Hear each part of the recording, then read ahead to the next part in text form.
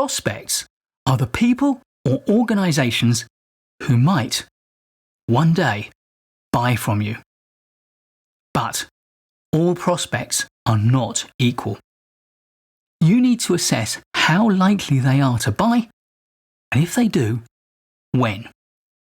That way, you can make an intelligent decision about how much time and how much resource to invest in that prospect.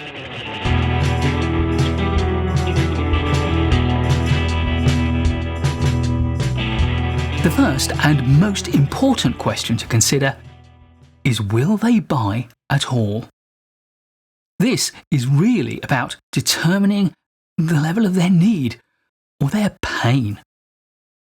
So, a short list of the qualification considerations would include the size of their problem, the potential benefit, their financial strength, their buying history, and the priority of this issue to the prospect.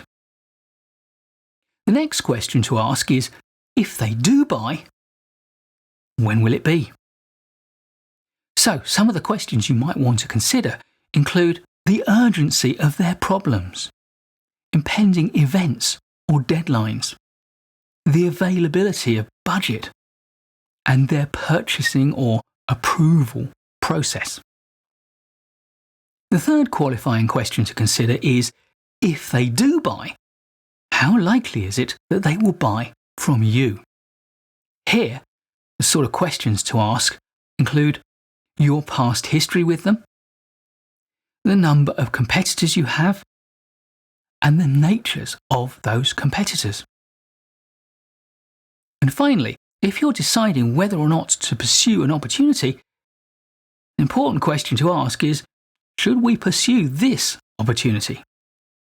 Here, you'll need to consider things like, are there any ethical concerns or conflicts of interest around our relationship with this potential customer? What's the potential strategic value of this win? And what's the commercial value of this opportunity? What would be its profitability? What are the likely commercial terms that the buyer would seek to impose on us? And what are the likely time, resource, and cost implications of pursuing the sales process? Do we have the right people available to pursue the sale, or indeed to service the contract? What are the reputational impacts of success or failure? And what about the politics of their organisation, or indeed the politics of your organisation? And finally, if we do win this, can we create a satisfied customer?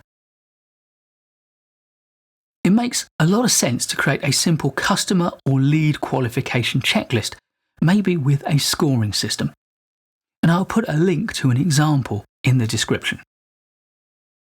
But of course, after all the analysis, you and your colleagues need to listen to your guts, to your instincts, to your intuitions.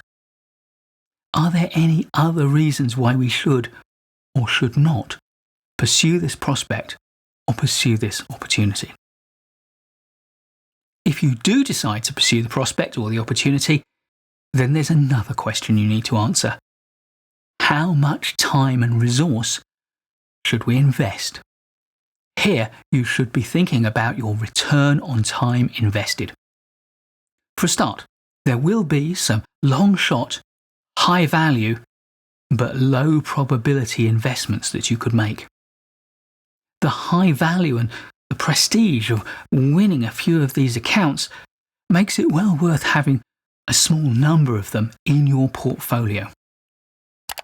But you do need to choose them wisely, because you will need to invest a lot of time into each of these opportunities or prospects. At the other end of the scale, there will also be some high confidence opportunities where you believe you are highly likely to be successful in converting a prospect into a customer and a customer into a long-term and worthwhile relationship. Once again, it is worth investing a significant amount of time into these sorts of prospects and opportunities.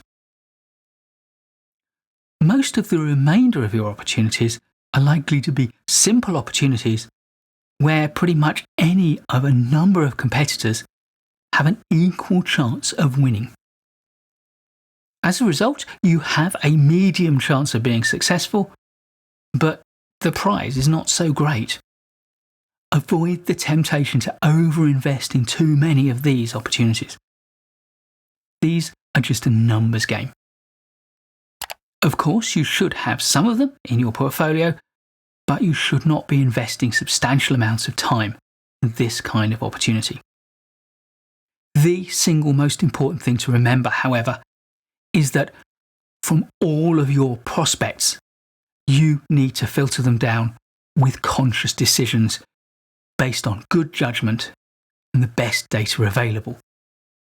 If you do this, if you qualify all of your prospects and make sound selections and learn from your experiences, then you will have more success. On the other hand, if all you do is go for every opportunity and pursue every prospect, then you will dilute your effectiveness and you will not be successful in the sales process. Please do give this video a like if you've learned from it or if you've enjoyed it. I'll be creating loads more great management courses videos for you, so please do subscribe to the channel and hit the notification bell so you learn about every one of them. I'll look forward to seeing you in the next video, and in the meantime, keep learning.